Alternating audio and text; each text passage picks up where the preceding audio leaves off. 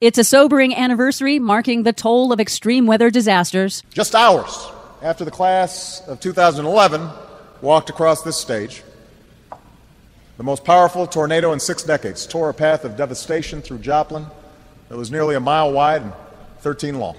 In an inspirational high school commencement ceremony in Joplin, Missouri on Tuesday, President Obama remembered the 161 people killed in last year's record tornado outbreak and how that community has pulled together to rebuild. The rare and deadly F5 tornado, the highest on the scale, hit exactly 1 year ago Tuesday, part of a record outbreak of tornadoes in a year of record extreme weather disasters. 2011 smashed all records for the highest number of billion-dollar extreme weather disasters in a single year. The record floods on the Mississippi River, Hurricane Irene, record heat waves, drought and wildfires in Texas and the Southwest, and the Joplin tornado may be the reason that finally polls show a majority of Americans now making the connection between global warming and the rise in extreme weather disasters, just as climate scientists have been predicting for years. Well, that took long enough, didn't it? Unfortunately, yes. But don't tell that to the climate change deniers at the Heartland Institute's Climate Change Denial Conference in Chicago this week.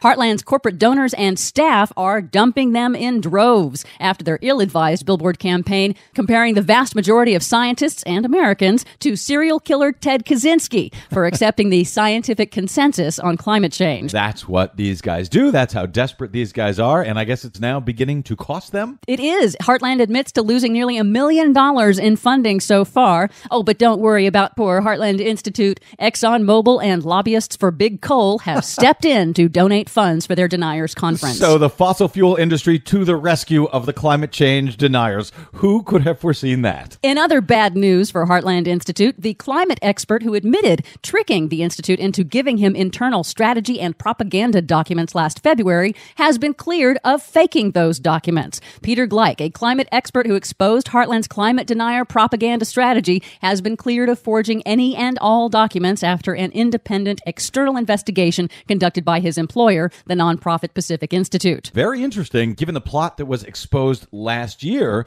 where a plan was being developed for the U.S. Chamber of Commerce and the Bank of America to release forged documents to folks like myself and Glenn Greenwald, and then come out and claim that we were the forgers. This Heartland Institute scheme seems to have worked in almost exactly the same way. And don't forget, Heartland had a plan to teach U.S. kids climate denial and anti-evolution propaganda in the U.S. science curriculum. Yes, that was one of the things that was exposed by Gleich.